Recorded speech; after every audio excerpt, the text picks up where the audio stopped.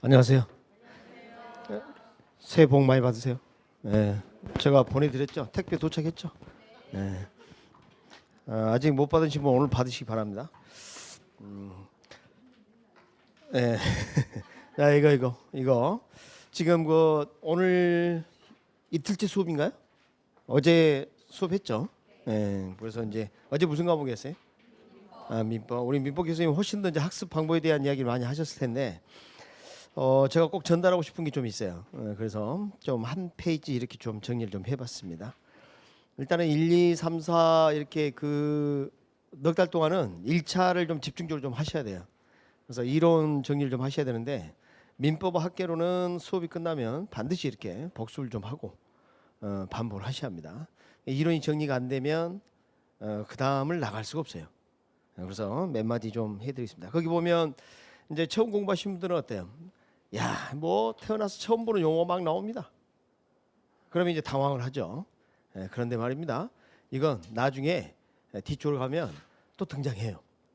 그래서 이해가 안 된다 해서 막 그냥 그것을 뭐 어떻게 해결하려고 그러면 책이 안 넘어가요. 아셨죠? 그냥 모르겠으면 스킵. 학개론 같은 경우도 이제 보면 그 공법 용어나 뭐 민법 이런 그 법조문이나 이런 게 막 등장합니다. 근데 그걸 학교 시간에 충분히 알 수는 없겠죠. 또 이단 민법 배우면 또 알게 되고 그래요. 그래서 종합적인 그런 성격이니까 그렇게 하시기 바랍니다. 그리고 제가 이제 좀 강조를 해드리고 싶은 게 민법이에요. 민법은 전체 우리 학문에 아주 중개사 시험에 중요한 역할을 합니다. 지가 학개론 가르치면서 민법을 강조해.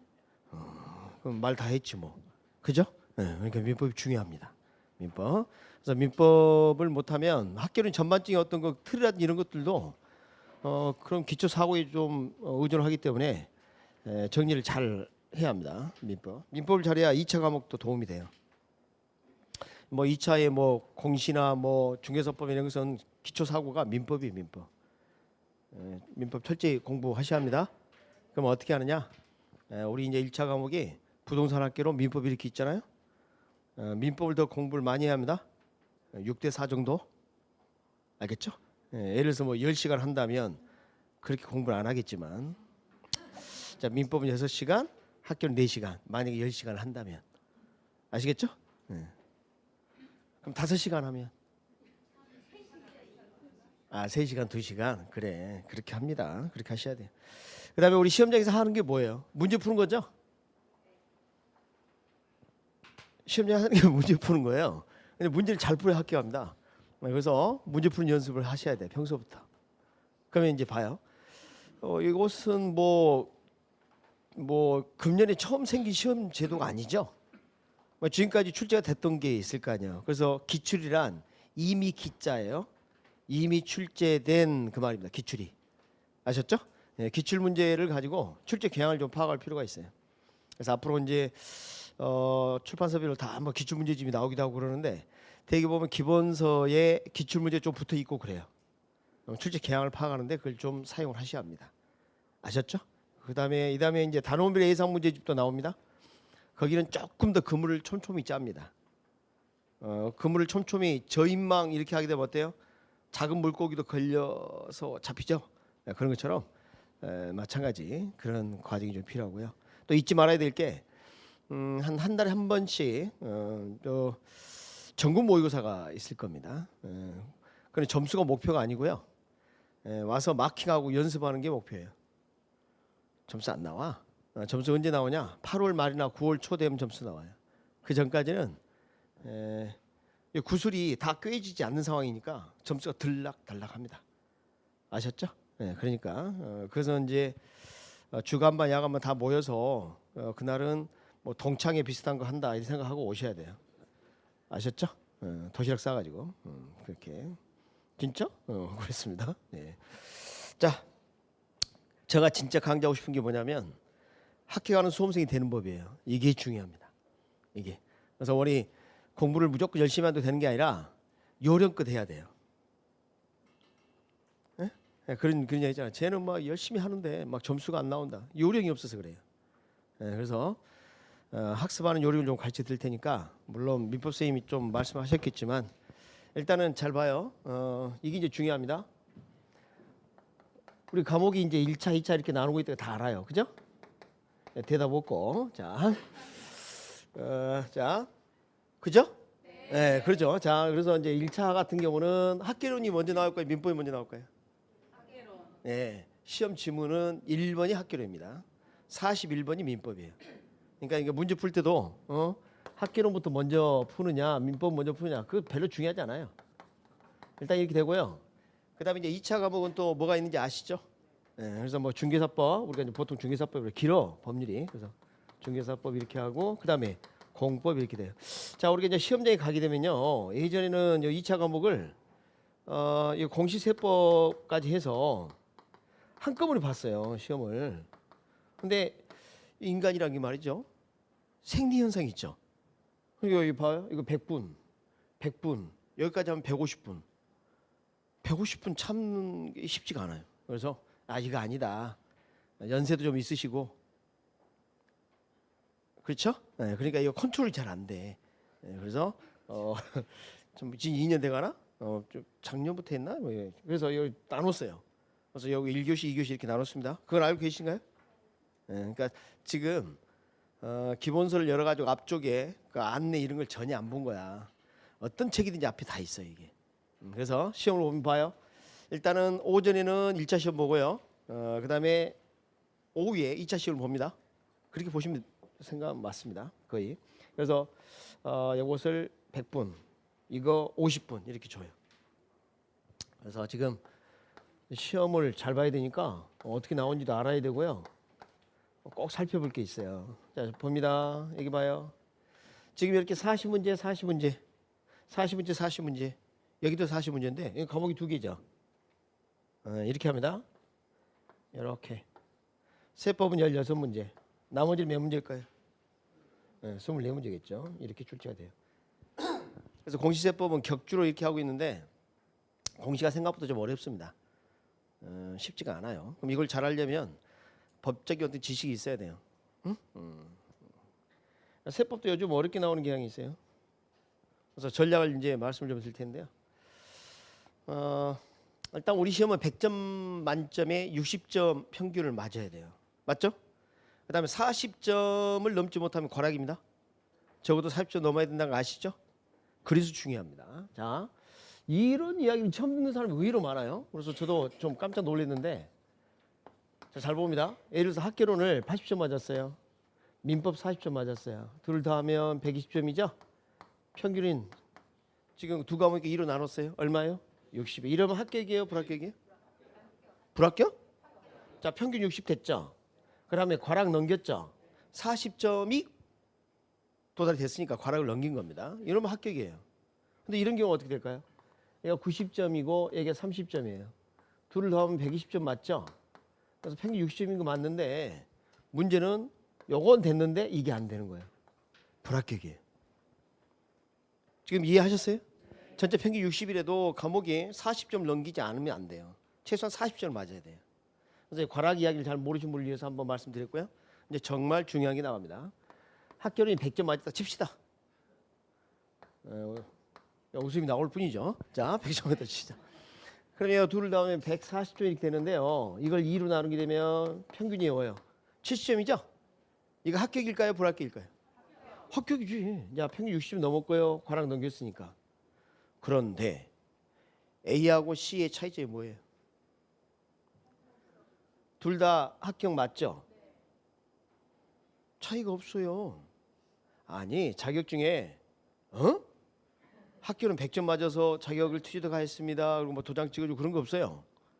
그리고 시험 끝나고 나서 나 자격증 받으면요, 학교는 뭐 90점 맞았다 그래 그냥. 누가 알아? 알겠죠? 나 점수 고득 좀 했어. 수석제도가 있어야 되는데 말이야. 예전에 수석제도 요구에 있었는데요. 그게 학원에서 너무 광고용으로 많이 쓰다 보니까 없애버렸어요.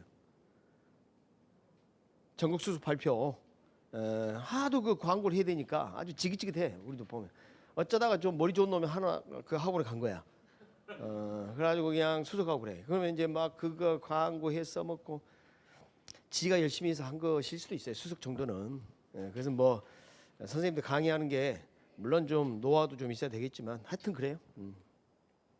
그러니까 여기서 중요한 게 야, 민법이든 학개론이든 이게 80점이고 이거 40점이어도 합격이죠. 다시 말하면 민법이든 학개론이든 80점을 넘으면 의미가 없다는 거예요. 지금 요거 아주 중요합니다. 딱 40문제를 다 맞을 필요가 없다는 거예요.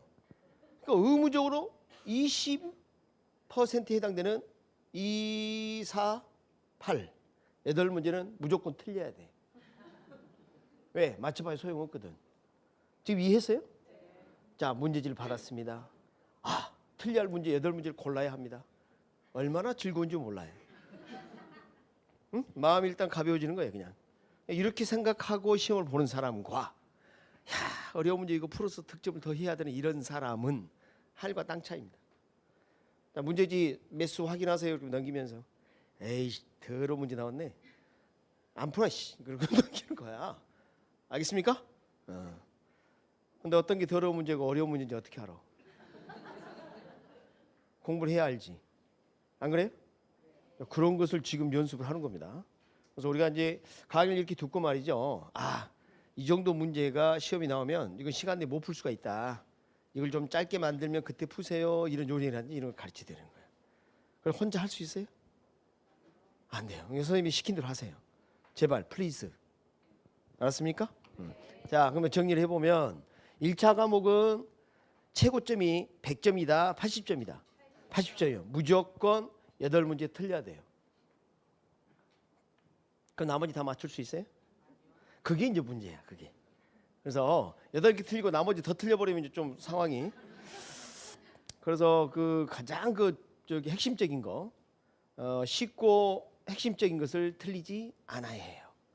알았죠? 네. 그러니까 막 어려운지 너무 집중하지 마시고 평소에 강의 빠지지 않고 강의 듣고 복습하고 이러면 거의 득점할 수 있어요. 제가 단언컨대 저희 프로그램을 잘 따라오시면 학교론 같은 경우는 부담이 없게 100점은 의미 없으니까 70점에 육박하도록 도와드릴 거예요. 아셨죠? 예. 못해도 60점 넘겨야 돼. 무조건. 아니 민법 깎아먹으면 안 돼. 그리고 70점 넘었으면 좋겠어요. 저 목표는 70점이에요. 아셨죠? 자, 70점 넘기도록 이렇게 강의도 진행하고 학습을 여러분도 그렇게 했으면 좋겠어요. 알겠죠? 뭐 이상한 문제 들고 오지 마세요. 안 나와.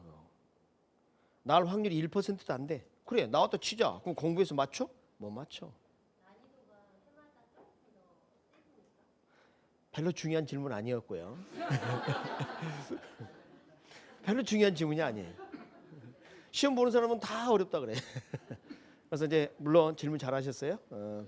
근데 수업 중에 이제 질문하면 그거 안 된다. 그래서 개인적으로 궁금할 뿐일 수도 있어요. 자, 이봐요. 지금 여러분이 착각하면 안 되는 게 여기 지금 100분 주어지고 시험을 보죠. 그러면 우리 이제 모집단을 통해서 이걸 테스트를 하는데요. 자, 예를 들어서 이제 1차 시험을 딱 본다. 그러면 전체가 평균 60에 육박할 수 있는 그런 문제 정도의 수준이 되는지 요즘 난이도 체크를 해요. 그러니까 여러분 이미 시험에 합격하신 분들 있죠. 그분들 중에 선출해서 저 문제를 풀도록 합니다. 고득점자들을 이렇게 불러서. 그리고 돈 줘요. 한 달 동안 갇히니까 돈 많이 줍니다. 그렇게 선출돼가지고 뭐 돈 받고 일하고 왔다고 말하는 사람도 있더라고 간혹.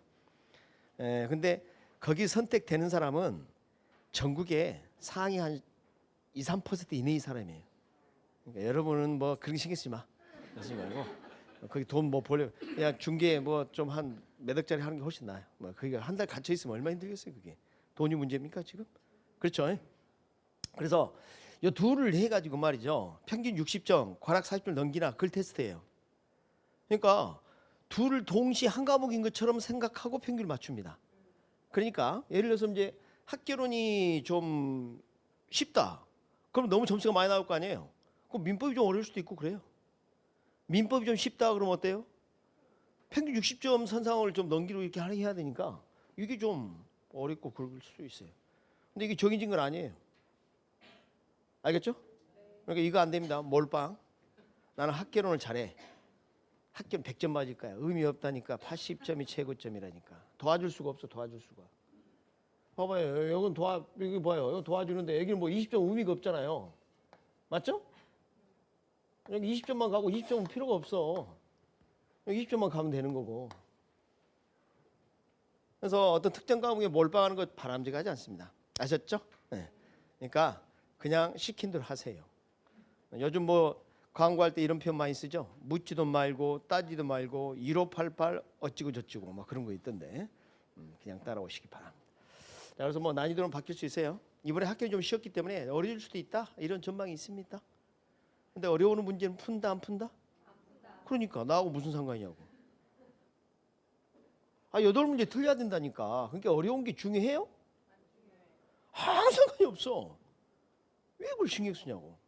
신경 쓰지 말아요? 그럼 80점만 맞으면 되는데 뭐하라고. 자, 이제 근데 2차가 좀 조심해야 돼요. 먼저 일단은 1차를 합격해야 2차가 의미 있는 건 아시죠? 1차가 우선 중요합니다. 우선 중요하고 이제 학습 반복에서 전략은 2차는 달라요. 자, 예를 들어서 중개사법이 100점이에요. 공법, 공시세법 40점이에요. 그럼 180점. 지금 과목이 3개니까 나누면 60점. 합격이죠? 합격입니다. 이건 도와줘요. 자, 이 100점을 맞게 되면 20점씩 도와줄 수가 있다고요. 지금 이해하셨어요? 만약에 내가 중개사법 80점 맞았어요. 그럼 나머지 적어도 50점씩은 맞아야 되는 거죠? 그래 180점이에요. 그래서 이렇게 해서 평균 60점 이렇게 된단 말이죠. 지금 무슨 말씀을 드리고 싶냐면 이 공법 말이죠. 어려워요. 그래서 지금부터 열심히 공부합니다. 어려우니까. 그럼 시험 직전까지 가도 쉬워지느냐? 그대로 어렵습니다. 진짜예요. 공시법? 마찬가지야. 지금도 좀 어렵죠? 시험 직전까지 가면 쉬워질 것 같아요? 여전히 어려울까요? 여전히 어려워요. 해결이 잘 안 돼. 그리고 실제 시험은 상당히 어렵게 나오는 경우가 많아요. 이렇게. 그래서 이건 반타작만 하세요. 우리 진짜 공부해가지고 반타작했다 하면 자존심 상한 일이죠. 자존심도 없어? 아니 공부를 거의 뭐 시험 볼 때까지 했는데 절반밖에 못 맞는 게 얼마나 자존심 상한 일이에요. 괜찮습니다. 반만 맞아도 돼요. 알았죠? 왜? 나는 중개사법을 80점 넘길 거니까. 중개사법을 80점 넘겨야 한다니까. 앞으로 이제 2차 과목 중에 가장 존중해야 할 교수님이 누굽니까? 누군데요? 모르죠. 자, 그래서 뭐 이름은 꼭 기억이라고 말씀 안 드리겠습니다. 그래서 자 봐요. 80점 이상만 맞으면 돼요. 80점 이상만. 그러면 자 일단은 전략이 1차를 득점해야 되겠죠. 안정적으로 80점 가까이 맞으면 얼마나 좋게요, 그죠? 근데 여기 1차에 마지막까지 매진하게 되면 이걸 못 한다고요. 그러니까 1, 2, 3, 4월에 기본서를 일단은 최소 2회도 많게는 여러 회독이겠죠. 한 3회독까지 하면 참 좋겠어요. 1차를. 1차는 꼼꼼하게 기본서를 읽어주셔야 합니다. 안 그러면 나중에 그 요약집이 나와도 도움이 안 돼요. 그러니까 뭘 요약했는지 알아야 될 거 아니야. 몰라. 그럼 뭐 요약집 무슨 도움이 되겠어요. 아무 의미가 없어요. 그러니까 지금은 좀 폭넓게 기본서도 많이 읽어주시고요. 알았죠? 네, 학교로 민법, 특히 민법 반복해서 읽는다. 그 민법 대부분 책들이 그렇지만 판례 많이 나와 있죠. 판례 부지런히 읽어요. 그걸 케이스로 해서 뭐 문제가 나온다 이런 생각이 좋아요. 그러니까 이론 이해하고 판례를 계속 보면서 아 이건 이렇게 되는구나 이렇게 꼭 하셔야 돼요. 아셨죠? 뭐 민법 시간에 말씀하셨겠지만 그래서 일단 2차 과목은 중개사법은 고득점하기 중요하고요. 그 다음에 또 하나 쉬운 과목부터 합니다. 공부를 쉬운 과목부터. 자, 봐요. 지금 공법이 어렵잖아. 지금부터 이 어려운 공법을 해결하려고 그래. 근데 해결이 돼요, 안 돼요? 그러니까 요거 할 시간이 없어. 맨날 이거만 하고 있는 거야. 근데 막판까지 가도 60점이 안 넘어. 그러니까 지금 열심히 하든 나중에 열심히 하든 어차피 이거 열심히 할 과목인데 그래도 점수가 안 나와요. 그런데 이건 말이에요. 초창기에 조금만 노력을 하면 평균 70 이상이 항상 나오도록 유지할 수가 있어요. 내가 신경을 좀 쓰면. 그리고 이렇게 한번 정리를 해놓으면 다시 보는데 부담이 매우 적겠죠. 아니 이 책을 내가 5번 봤어. 그럼 내일 모의고사 봐. 그거 10분이면 봐요. 안 그럴까요? 여러분 지금 다시 초등학교 가면 어떻게 될 것 같아요? 공부할 게 있어요 없어요? 없어요? 그러니까 이미 내가 알고 있는 것을 다시 확인하는데 시간이 많이 걸려요 안 걸려요? 안 걸리는 거예요. 그러니까 쉬운 걸 먼저 한다. 이것은 항상 어렵다. 그러니까 평소에 계속 해야 될 거고 이걸 먼저 정복하고 제목만 봐도 나오게끔 이렇게 하는 거예요. 점검만 본지 오래되면 잊어먹으니까. 이해하시겠죠? 이렇게. 그래서 거기 학교하는 수험생이 되는 법 아주 뭐 제가 강조하고 싶은 내용입니다. 그렇게 전략을 짜시면 되겠어요. 자, 그다음에 두 번째 거기 보니까 노트 작성 등의 불필요한 작업을 최소화한다 돼 있죠. 그렇죠? 그래서 감동원 선생님이 이걸 만들어준 거예요. 적지 말라고 제발. 과거 정권에서는 적자 생존이란 말이 유행했었죠. 적어야 산다. 잘 모르시는구나. 그래서 적지 마시고 이것은 이제 기본서 그 페이지 순서대로 돼 있는데 막 잡다한 건 들어있지 않아요. 판사할 만한 거 그런 걸 좀 정리를 해서 필기하지 말라고. 그래서 이제 기본서를 가지고 확인할 게 있고요. 그다음에 중요한 것들은 여기 있으니까 여기 빈칸을 한번 채워보도록 합니다. 강의 들으면서 아셨죠? 쓸데없는 노트 만들지 마. 보니까 벌써 연습장 뭐 하얀 갱지 준비하고 앉아 있는데 그거 적어서 어떻게 할 건데? 자, 이거 뭐 무슨 연습장이나 무슨 노트 만들어 적었어. 그거 어떻게 해요? 나중에 어디 있어요? 그러니까 이게 상당히 좀 낭비예요, 낭비. 그래서 시간 낭비고 그다음에 글자가 악필인 경우에는 자기가 적어놓고도 모릅니다. 아주 이상하게 적어놓고 말이지 선생님이 그렇게 강의했다고 우기고 말이에요. 그런 적이 없는데 이렇게 강의하시지 않습니까? 자, 지방방송 끄시고. 자, 그다음에 이제 3번 이것도 이제 중요합니다. 매일 일정한 시간을 할애해서 규칙적으로 학습해야 한다. 그래서 여러분이 지금 학원 오는 게 이걸 지키는 아주 좋은 방법입니다. 리듬을 바꿔야 됩니다. 이제부터 아시겠죠? 네, 이제부터 리듬을 수업용으로 바꿔야 돼요. 리듬을 약간 막 갑자기 막 바뀌면 좀 힘들고 지금부터 천천히 좀 해. 그다음에 이제 평소 학습 태도 들어갈게요. 중요한 게 많아요. 일단 주변 수험생들 말에 너무 민감해지지 마세요. 간혹 보면 뭐 생각지도 못한 상처를 주는 말을 하시는 분이 있고요. 그다음 두 번째 도움을 준다고 했는데 그게 오히려 독이 되는 경우도 있고 그래요. 공부를 아주 많이 하신 분이 있어요. 여기서 많이는 오랫동안. 공부를 아주 오랫동안 많이 하셨어요. 얼마나 많은 게 많이 알고 계실 것 같아요. 그죠? 근데 그분들이 조언을 하면요. 이제 금년에 처음 공부하신 분이나 경력이 좀 짧으신 분들은 혹 한다고요. 근데 왜 공부를 그렇게 오랫동안 하셨는데요? 왜 그렇게 오래 하셨어? Why? 그리고 왜 매년 나타나? 왜?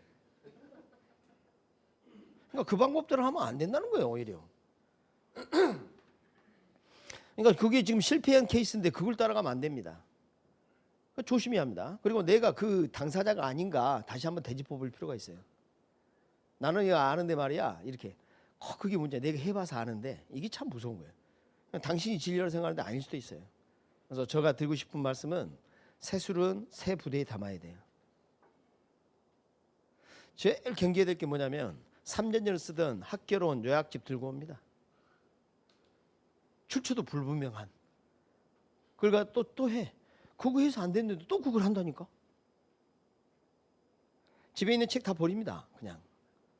어차피 뭐 출판사 상관없어요. 무슨 책이든지 뭐 대등소이한데 문제는 말이죠. 자기가 접근 방법을 잘못해서 거기다 흔적을 남기는 걸 그대로 가져오면 또 답습해요. 그러니까 옆집 철수 엄마가 준 문제집, 뒷집 영희 아빠가 준 기본서 다 버립니다. 다 필요 없어요. 그 페이지 수집하신 데 드리라 그래요. 소장 가치가 별로 없어요. 알았죠? 네, 그다음에 이제 시험 합격을 하면 민법하고 공법, 세법 정도 좀 남겨놔. 그래 다 남겨놔. 그렇게 했으니까 그때는 뭐 그러든가. 자, 그렇게 했으면 좋겠고요. 그다음에 수험생활 도움이 되는 동료, 이거 상당히 중요합니다. 음주 가물을 즐기는 이런 스타일하고 친해지면요, 절대 이제 실패합니다. 그래서 제가 좀 당부하고 싶은 게 뭐가 있냐면, 수업 끝나고 난 다음에 점심 먹는 팀을 이렇게 꾸는 경우가 많아요. 물론 같이 밥 먹을 수도 있겠지.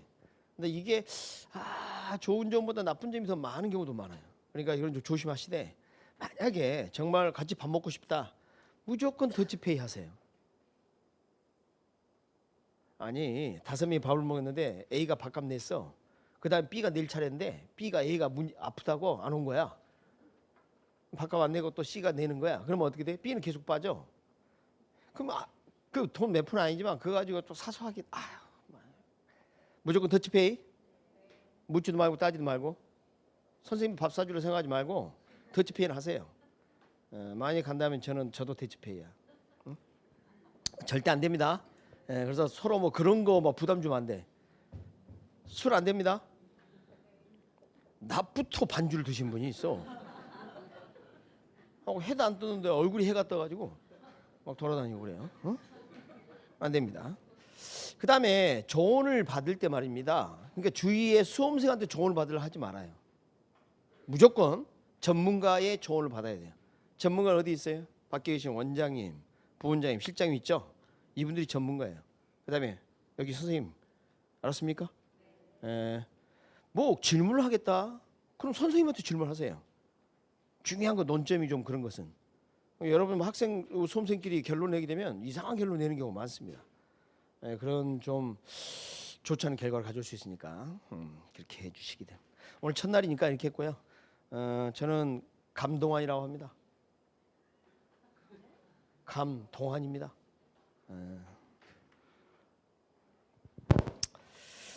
자, 앞으로 여러분 쉽고 재밌고 정확하게 강의하도록 노력하겠습니다.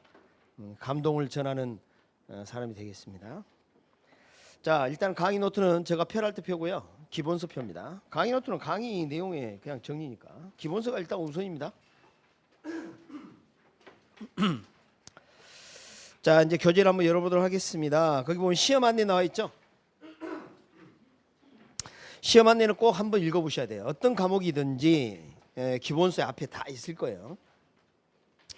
좀 주의를 좀 해야 될 게 6페이지 보니까 시험 일정이 있죠. 거기 보시니까 원서 접수 찾으셨어요? 여태 하와이 가 있고 그러면 안 돼요. 그런 분이 간혹 있습니다. 일주일 동안 접수를 하는데 깜빡하고 어디 갔다 왔더니 뭐 그래. 그래서 이런 부분 주의해 주시고, 그 다음에 뭐 출제 경향이 한 장 넘기니까 있는데 이것은 뭐 들쑥날쑥합니다. 그래서 출제 경향이 많이 나오니까 그거 많이 하고 적게 나오면 적게 하고 그럴 겁니까? 그런 거 없습니다. 고루 학습해야 돼요 어차피. 그러니까 이런 건 큰 의미가 없어요.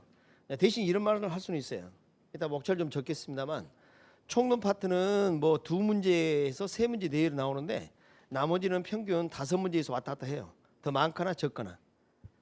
그 다음에 마지막에 이제 감정평가론 같은 경우는 15% 내외를 출제하도록 돼 있어서 한 6문제 내외가 항상 나옵니다. 그런 정도만 아시면 되겠어요. 쭉쭉 넘어가서 우리 그 목차를 다시 한번 좀 보면 말이죠. 총론, 강론, 그다음 감정평가 이렇게 돼 있죠. 제가 목차를 한번 적어볼게요. 여기다가. 자, 우리가 배우는 과목의 목차를 한번 적어볼게요. 첫 번째가 총론이에요. 총론. 두 번째 강론 이렇게 돼 있는데, 첫 번째가 경제론, 두 번째가 시장론, 세 번째가 정책론, 네 번째가 투자론, 다섯 번째 금융론, 그다음에 여섯 번째 개발관리론 이렇게 돼 있고요. 그 다음에 이제 감정평가론 이렇게 돼 있습니다. 우리 시험은 감정평가서 시험이에요? 공인중개서 시험이에요? 그럼 이것은 우리가 아주 집중적으로 학습해야 할 내용이 사실 아니었던 겁니다. 그래서 어렵게 나오면 우리가 감표서 시험을 대비하는 게 아니니까 득점하기 힘들어요. 기초 소양 정도? 알겠죠?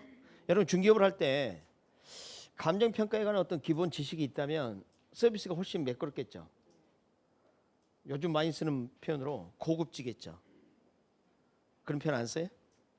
고급지겠죠. 그래서 일단은 우리 시험은 중개사 시험이기 때문에 간평 내용을 너무 집중해서 공부할 필요까지는 없어요. 시험에 딱 합격할 정도만 하시면 돼요. 아셨죠? 네. 자, 본인은 모르지만 지금 볼펜을 똑딱거리고 계시죠? 누군가가? 자, 그래서 이 학습 공간은 사소한 게 그 사람에게 피해를 줄 수 있어요.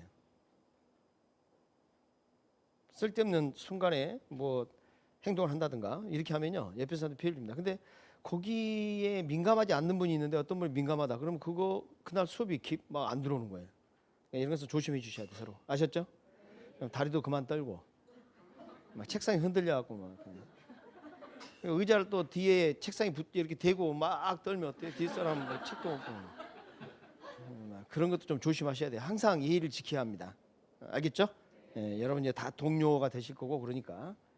그래서 간평 같은 경우에는 그렇게 말씀드릴 수가 있어요. 그럼 이 총론은 뭐냐면 총체적으로 논의하는 파트인데 우리 이제 부동산학이 뭔가 학문의 어떤 정의라든가 기본적 용어 정리 뭐 이런 거 하는 거예요. 알겠죠? 그런 정도 하는 거고 여기서부터가 이제 어떻게 보면 본격적인 어떤 강의. 경쟁으로 뭐가 떠오르죠? 돈이 떠오르죠? 돈 들고 시장 가서 뭐예요? 물건 사죠? 그럼 이 부동산 시장 논이니까 부동산 시장에서 어떤 행동이 일어나는가 이런 걸 막 다룰 거예요. 시장에서 무슨 상품 파는가 부동산이겠죠. 그래서 비중이 높은 게 이제 뭐 주택 시장에 관심이 좀 많고요. 그런데 시장이 말썽이 생길 수가 있어요. 이번에 3기 신도시 발표했죠. 그러니까 어때요? 벌써 들썩거리잖아요. 그래서 어떻게 바로 했어요? 투기 거래 허가구역 지정하죠. 정부 역할이 필요해요. 그래서 시장에 문제가 생길 수 있으니까 그게 정책입니다. 정책. 좋아요. 난 돈이 있고요. 시장 안정돼 있고요. 정부가 투기도 막고 그랬어요. 자, 이런 시장에서 나는 뭐 해야 돼? 이제 돈 벌어야죠. 돈을 번다는 게 뭐예요? 자, 나간 돈도 있고 들어온 돈이 있을 텐데 어떤 게 더 컸으면 좋겠어요? 그걸 다루는 게 투자론입니다. 그래야 부자 되거든요. 아셨죠? 투자론. 그럼 투기는 뭐예요? 내로남불 그와 비슷한 거예요. 우리는 투기론 배워요, 투자론 배워요. 그래서 이제 투자론으로 보고요. 그런데 말입니다. 투자 금액이 10억이 필요한데 가진 돈이 5억밖에 없습니다. 그럼 빌릴 것인가 말 것인가? 그렇죠? 그게 좀 필요하겠네요. 자, 건물 다 지었어요. 그게 뭐예요? 개발입니다. 그러니까 내가 투자를 해서 뭐 건물 완성했다 그러면 개발일 텐데 분양해 버리면 소유권을 넘어갈 거고요. 만약 분양하지 않고 임차인을 모집했어요. 그럼 어떻게 해야 돼요? 관리 들어가겠죠. 그리고 우리 투자 의사결정에 도움이 되는 게 이겁니다. 감정평가. 내가 건물을 지으면 이 건물 가치가 얼마나 될까? 투자 사업의 가치는 얼마나 될까? 어때요? 그래서 같이 연계돼 있죠. 그래서 이제 가장 중요한 게 이제 경제론이 중요합니다. 이걸 모르면 이걸 할 수가 없어요. 기초 사고예요. 그러니까 다음 주 결성하면 그 다음 주 오지 않도록 합니다. 무슨 말인지 몰라. 그럼 만약 그 다음 주 못 왔어요. 그럼 어떻게 해요, 이제? 동영상 제공하죠? 보고 오셔야 돼요. 알겠습니까? 안 그러면 따라올 수가 없어요. 그러니까 이거 좀 해주시고. 투자랑 이 둘은 어떻게 보면 한 묶음이에요.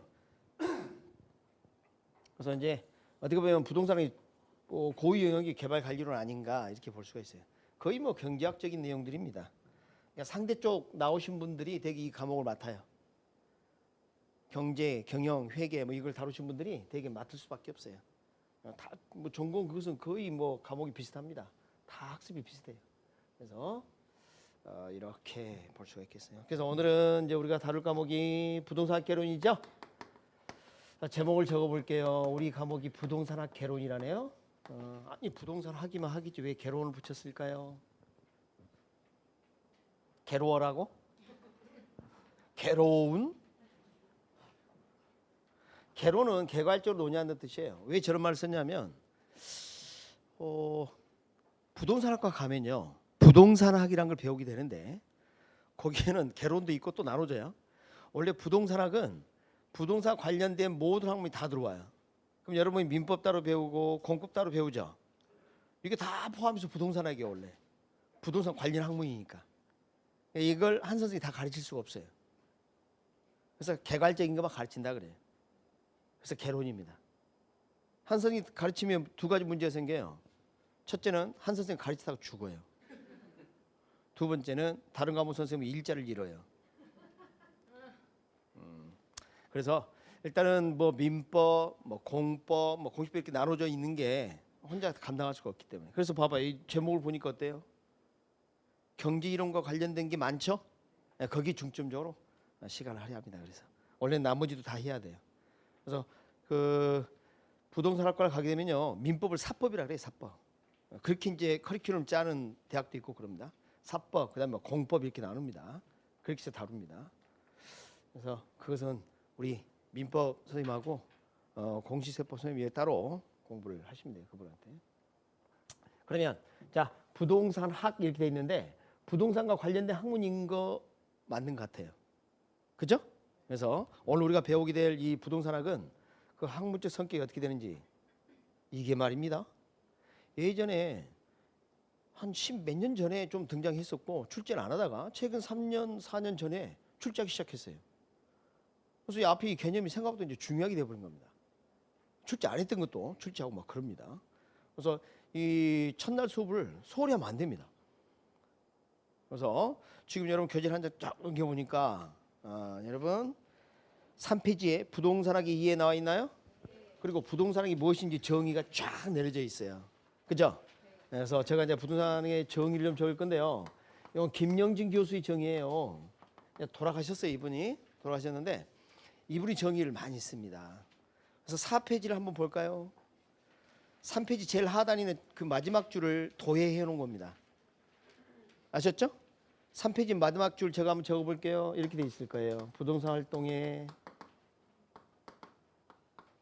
능률화의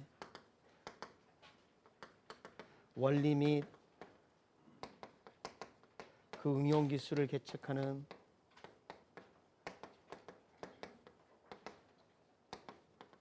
종합응용과 이렇게 돼 있을 겁니다. 그런가요? 네. 그래서 지금 이것을 그 틀로 해서 강의를 많이 합니다. 저도 그렇고요. 그래서 우리 기본서를 보면 이걸 기본 틀로 해서 도해했죠. 그림을 4페이지 펴면 그림이 있거든요. 보이세요? 네, 그렇게 좀 만들어놨어요. 여기가 아주 많은 의미가 내포되어 있습니다. 그래서 이걸 하나씩 좀 살펴보도록 할게요. 일단은 여기 부동산 활동 이런 표현이 있고 뭐 능률이라는 표현도 있고 원리, 응용 기술, 종합, 응용, 야, 다 어려워 다. 그래서 지금 강의 노트 펴지 마세요. 일단 강의 노트 놔두고 강의 듣고 난 다음에 이따 강의 노트 펴라면 펴는 거예요. 네. 적을 필요가 없다고 이따 보여줄게. 자, 첫 번째 부동산 활동 들어갑니다. 일단 이 용어가 생소합니다. 여러분이 아시는 부동산은 뭐예요? 여러분이 아시는 그냥 상식적으로 민법상 정의 뭐 그런 거 말고. 자, 이제 시험 문제에서는 땅이 안 나와요. 그 표현을 절대 안 씁니다. 네, 그래서 토지라 그래요. 토지. 알았죠? 네, 시험 문제는 땅이 어쩌고 그런 말은 거의 나온 적이 없습니다. 일단 토지 뭐 이런 것들 어때요? 움직여요? 못 움직여요? 부동이 뭐예요? 그대로 멈춰라가 부동이에요. 산이 뭐예요? 마운틴? 자산, 재산. 여러분 이제 재산이라고 많이 표현하죠. 움직이지 않는 자산을 뭐라고? 부동산이라 그래요. 그런데 이거 웃긴 일이 벌어졌습니다. 뭐라 돼 있어요? 활동 무슨 표현인데? 액티비티. 움직인다는 이야기 아니야. 부동산이 움직인다? 말이 안 되는 거죠. 여기는 자, 묻지 않는 건 대답하지 않도록 합니다. 자, 인간이 자, 부동산 아무 말도 안 했어요? 자, 인간이 부동산에 대해서 행하는 관리적 행위를 부동산 활동이라고 합니다. 잠깐 봐봐요. 부동산 움직여 안 움직여? 그럼 누가 움직인 거예요? 인간이. 그래서 이 인간을 뭐라 부르냐면요, 주체라 그래요. 주체. 자, 여기 봐요. 이거 적을 필요 없어요. 여기 봐요. 그럼 부동산의 행위 대상인 거죠? 객체라 그래, 객체. 그러니까 부동산은 가만히 있는데 인간이 어떻게 한 거예요? 땅을 사서 뭐 땅을 파고 거기에다가 건물 짓고 막 그러는 거 아니에요? 여러분이 좋아하는 땅 응? 토지를 구입해서 거기다 뭐 택지로 개발해서 뭐 건물도 짓고, 그러니까 못 살게 구는 거지. 못 살게. 그런데 말입니다. 내가 강남 토지를 갖고 싶어요. 그래서 현장에 가봤더니, 어유 나지가 건물이 없는 토지를 말하는데 여기 토지가 이렇게 한 500평이 있어요. 갖고 싶어. 그럼 어떻게 해? 가가지고, 야 토지야, 나 너 갖고 싶어. 오늘부터 1일이야? 그래? 아니 그 토지 내 거로 하려면 어떻게 해야 돼? 아가씨 어떻게 해야 돼? 그 토지 나 구입할 능력이 있어. 자 어떻게 해?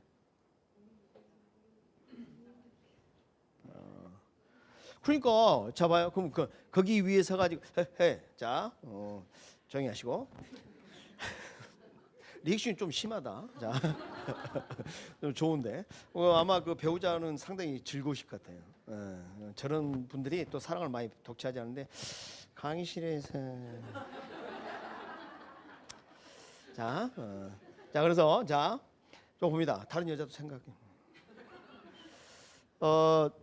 그 땅 주인을 알고 싶어서 말이죠. 뭐 등기부 떼봐도요 정확하게 안 나와 있어요. 그리고 주소가 항상 일치하지도 않아요. 네, 그랬고요. 그래서 이걸 찾으려면 어떻게 해야 돼? 땅 주인 찾으려면 중개사무소, 이제는 부동산 하지 않도록 합니다. 부동산 중개사무소 그건 몰라도 그냥 부동산에 갔더니 그러지 마세요. 일단은 우리 중개사무소 이렇게 합시다. 그래서 그 중개사무소 가서 토지 소유자를 알아내야 합니다. 맞죠? 알선 중개를 받아야 돼요. 그럼 결국은 그 주인을 만나야 되는데 사람을 만나게 되는 거죠. 사람. 그래서 우리가 이렇게 해요. 잘 봅니다. 부동산은 물건 맞죠? 그래서 여기에 하게 되면 우리가 활동을 대물 활동이라고 불러요. 큰 물건 활동이 아니고요. 이것은 뭘까요? 대인 활동이에요. 대인 활동. 큰 사람이 아니고 요 인이 사람이고 요 물이 물건이에요. 이 대가 뭐예요? 대하여 그 말이에요. 아셨죠? 물건에 대해서 하면 무슨 활동이라고 부른다? 대물 활동. 사람에 대해서 하면 대인 활동. 인간의 활동은 반드시 저 두 가지 중에 하나예요. 반드시. 대인 활동 아니면 대물 활동이에요. 아셨죠? 네, 그러니까 우리 부동산 활동도 예의가 아니라는 거죠. 그래서 뭐 이것은 뭐 정리할 게 아니에요. 그래? 그런데 부동산 활동을 사람들이 막 할 건데 말입니다.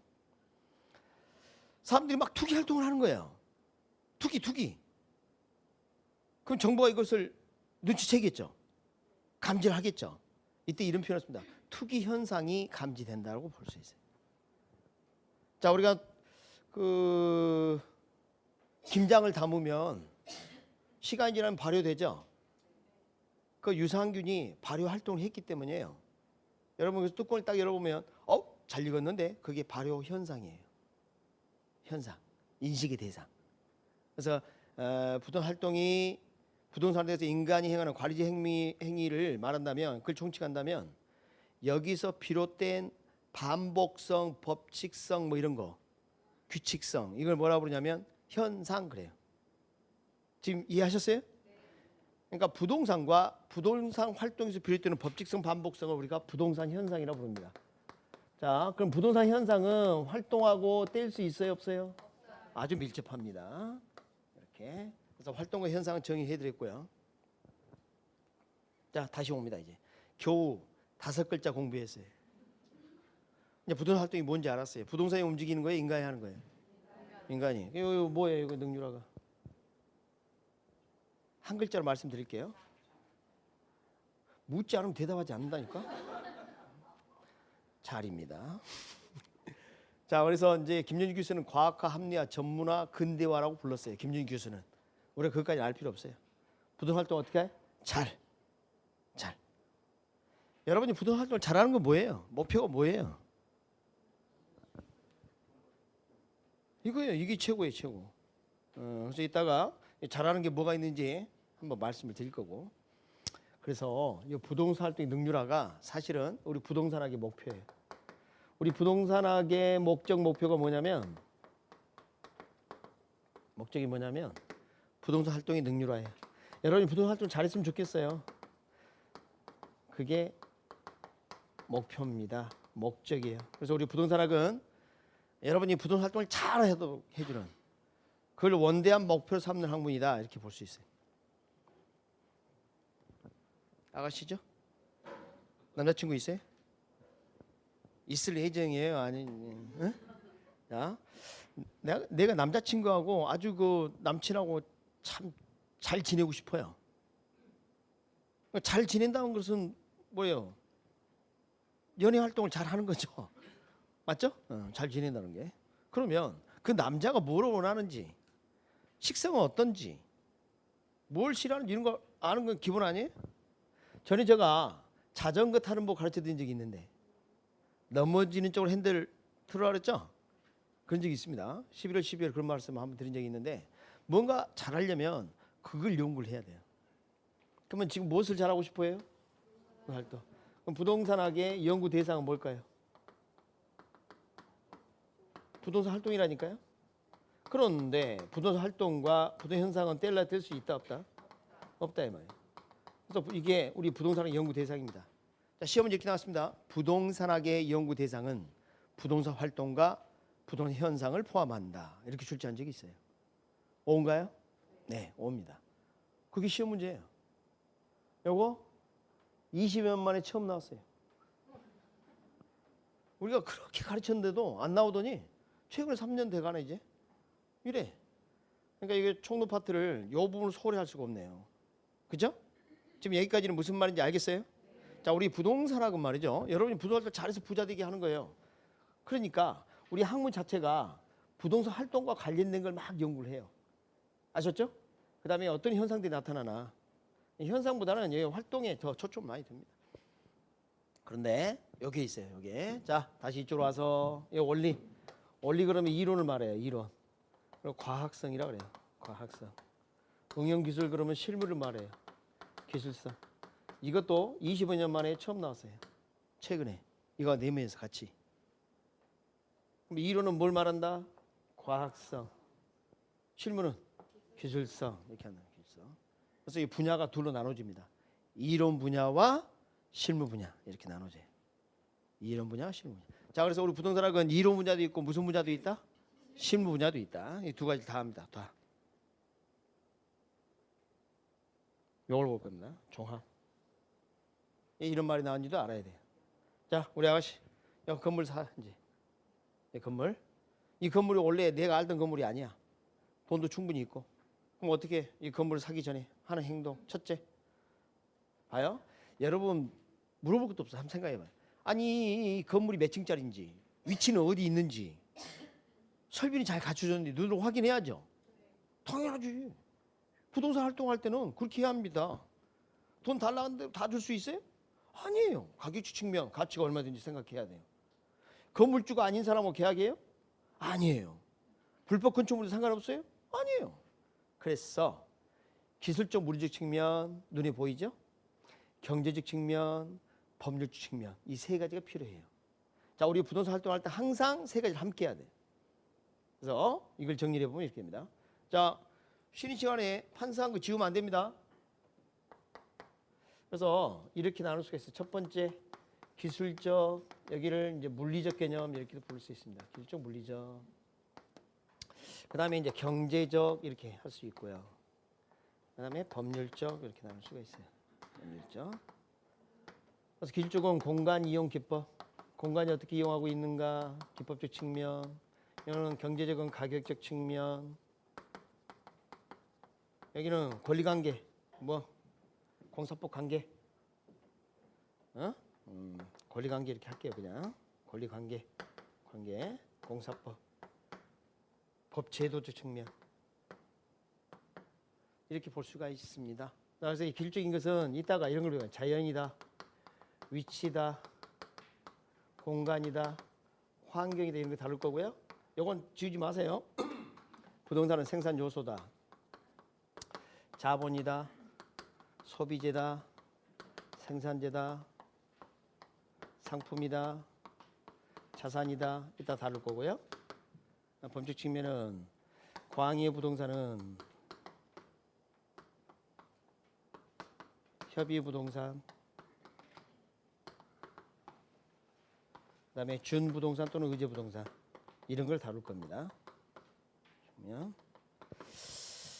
일단은 이 두 가지는 자 이 두 가지는 눈에 보이지 않는 측면이고 눈에 보이는 거예요.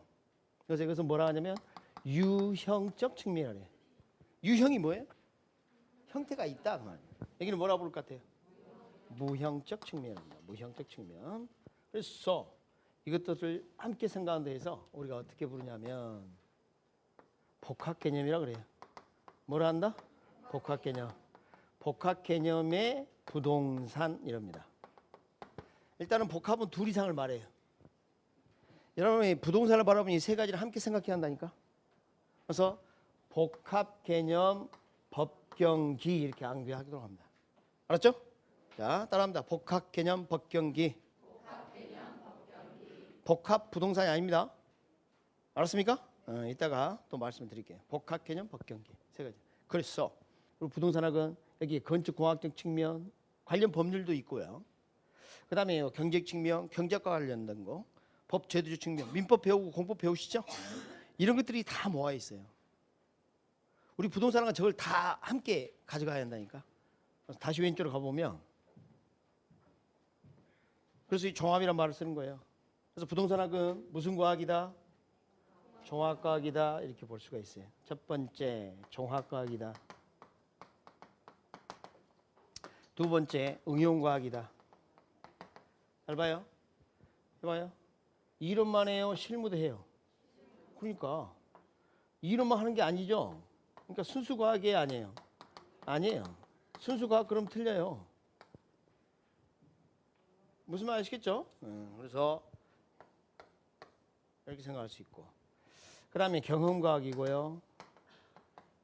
실천과학이고요. 응용이나 경험이나 실천은 같은 이야기예요. 사실. 그 다음에 규범과학이에요. 도덕적인 것도 있어요. 바람직한 부동활동을 전개하도록 하는 지침 역할을 한다. 그 다음에 부동활동은 누가 해요? 인간이. 그래서 사회과학이라 합니다. 사회과학. 자연의 현상을 연구하는 학문이다 아니다? 아니다. 자연과학이 아니다? 아니다. 시험 문제는 이것만 나와요. 이거 이 세 가지. 갑자기 당황했어요? 강의 노트 펴봅니다. 우리가 뭘 했는지 한번 보도록 하겠습니다. 그래서 강의 노트를 보시면 일단 테마 1번은 필요할 때 끄집어 쓰겠습니다. 테마 2번 가볼게요. 테마 2번 뭐라 돼 있어요? 부동산학. 부동산의 능률에 올리면 금융에서 개척하는 종합응용과학. 1번 부동산의 능률의 그 원대한 목표를 삼는 학문이다. 이게 부동산학이 뭐예요? 목적. 내가 지워버렸어요 여기 일부러. 부동산학이 뭐라고요? 목적. 사실은 요거 이제 처음 적응하는 단계니까 저거 해드리는 거고요. 다음 주부터는 다음 주부터는 9시 반까지 오십니다. 아셨죠? 네, 그러면 요거 빈칸 채우기, 그 다음에 암기표 암기하기, 그리고 OX 문제 풀기. 알았습니까?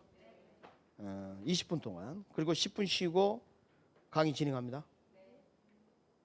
이제 공부해야지. 새해도 밝았는데 작심 3일, 벌써 3일째인가 오늘이? 오늘까지만 지키면 되는 거예요? 합시다. 그 무리하게 하려고 그러지 말고요. 그냥 학원 시킨 데 따라하면 돼요. 그러니까 9시 반까지 오시라고요. 그러니까 주차장 협소하니까 주차 공간 이런 걸 좀 확인 좀 하시고. 알았죠? 어디 주차할 만한 데 있는가?